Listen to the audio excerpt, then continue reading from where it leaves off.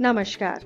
मैं वैशाली आप सभी का अपने YouTube चैनल कहानियाँ बाय वैशाली में स्वागत करती हूँ। हमारे कहानियों के सफ़र में हमारी आज की कहानी का शीर्षक है बहादुर की दोस्ती।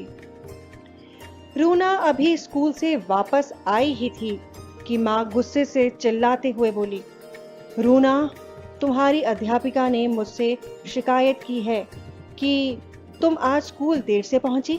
कहाँ थी तुम? उन्होंने रूना की ओर देखकर पूछा, तुम्हारा फीता और रुमाल कहाँ है? ओह माँ, रूना ने लगभग सुबकते हुए कहा, कुत्ते का एक बच्चा सड़क पर पड़ा था। उसका पैर एक कार से कुचल गया था। वह दर्द से तड़प रहा था और तुमने उसके पैर की मरहम पट्टी अपने फीते और रुमाल से कर दी। माँ ने उसका अधूरा वाक्य पूरा किया। अब तुम दोबारा कभी देर से स्कूल पहुंची तो तुम्हारी अध्यापिका तुम्हें सजा देंगी। अच्छा, अब चलकर खाना खाओ। रूना ने चैन की सांस ली, लेकिन जब उसने अपनी माँ से उस कुत्ते को घर लाने की इजाजत मांगी तो माँ ने मना कर दिया। उसके पिता भी, जो उसकी हर जिद पूरी कर दिया करते थे, इस बात के लिए राजी नहीं हुए। उन्होंने कहा कि इस छोटे से घर में कुत्ते के लिए जगह नहीं है। दूसरी सुबह स्कूल जाते समय रूना ने देखा कि वह कुत्ता वहीं बैठा हुआ है जहां वह उसे पहले दिन छोड़ गई थी। उसे देखकर कुत्ता खुशी से भौंका, फिर लंगड़ाता हुआ उसके पास पहुंचा। मैं तुम्हें बहादुर नाम से बुलाऊंगी क्योंकि तुम बहुत बहादुर हो। यह कहकर उसने अपने खाने के डिब्बे से कुछ ब्रेड निकालकर कुत्ते को दी। फिर थोड़ी देर तक उसे देखते रहने के बाद वह स्कूल की ओर दौड़ पड़ी। धीरे धीरे कुत्ता ठीक हो गया और रोज सुबह स्कूल तक रूना के पीछे पीछे जाना उसकी आदत बन गई।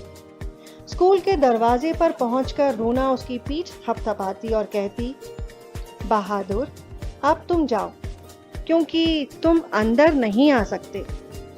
बदले में कुत्ता अपनी पूंछ हिला देता, जैसे कह रहा हो, कोई बात नहीं, मैं तुम्हारा इंतजार कर लूंगा। दोपहर को जैसे ही छुट्टी होती, रूना और उसकी सहेलियां बहादुर बहादुर पुकारते हुए स्कूल के दरवाजे की ओर बढ़ती। बहादुर भी मारे खुशी के अपनी पूंछ हिलाता और उनके चारों ओर कूदता हुआ भौंकता। रूना की सहेलियां अमृता, मोनिका और अजमेल उस कुत्ते से बहुत प्यार करती थी, इसलिए रोज अपने खाने में से कुछ ना कुछ बचाकर बहादुर को जरूर देती। धीरे धीरे बहादुर बड़ा भी हो गया और तंदुरुस्त भी। एक दिन बहादुर के स्कूल के दरवाजे पर बैठा इंतजार कर रहा था। उसने देखा कि रूना और उसकी सहेलियां एक पंक्ति में स्कूल बस की ओर जा रही हैं। साथ में उनकी अध्यापिका श्रीमती टॉमस भी थीं। बहादुर ने उछल कूद कर भौंक कर उनका ध्यान आकर्षित करना चाहा, लेकिन उसे यह देखकर हैरानी हुई कि रूना उसकी ओर ध्यान दिए बिना ही उसके पास से गुजर गई और अपनी अध्यापिका तथा सहेलियों के साथ जाकर बस में बैठ गई। परंतु जब बस चलने लगी तो उसने देखा कि रूना खिड़की में से झुककर उसे टाटा कर रही थी। उसे टाटा करते देखकर बहादुर जोर से भौंका, जैसे कह रहा हो, मैं तुम्हारा साथ कभी नहीं छोड़ूंगा। वह बस के पीछे पीछे भागने लगा। कुछ देर बाद विभिन्न गलियों में से होती हुई बस शहर के बाहर एक बगीचे के पास जाकर रुक गई। वहां झाड़ी में बैठकर कुत्ता रूना को अपनी सहेलियों के साथ खेलते हुए देखने लगा, परंतु उस झाड़ी की छाया उसे इतनी अच्छी लगी कि पता ही नहीं चला कि वह कब सो गया। अभी वह कुछ ही देर सोया था कि अचानक एक तेज चीख से उसकी आंख खुल गई और वह चौंक कर बैठ गया। आखिर माजरा क्या है, यह जानने के लिए उसने चारों तरफ देखा तो पाया कि उससे कुछ दूर एक तालाब के किनारे बहुत सी लड़कियां खड़ी चिल्ला रही हैं और रूना तालाब में गोते खा रही है। रूना को तालाब में डूबते देख वह एकदम उसकी सहायता के लिए भागा और सीधा तालाब में जा कूदा। तालाब में जहां वह कूदा था वहां से थोड़ी दूर पर ही रूना डुबकियां खा रही थी। वह जल्द से तैरकर उसके पास गया और उसे अपने सिर से हल्का सा धक्का देते हुए किनारे की तरफ लाने का प्रयत्न करने लगा।